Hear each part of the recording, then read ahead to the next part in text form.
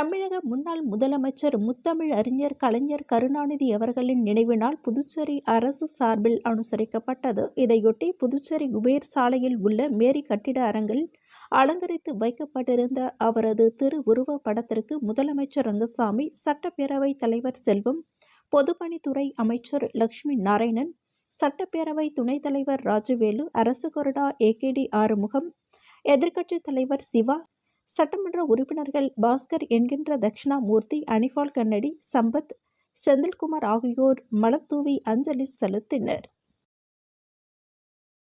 அரசு பள்ளியில் 6ஆம் வகுப்பு முதல் 12ஆம் வகுப்பு வரை படிக்கும் மாணவிகள் ஓவர் கோட் அணிய கல்வித்துறை உத்தரவிட்டுள்ளது.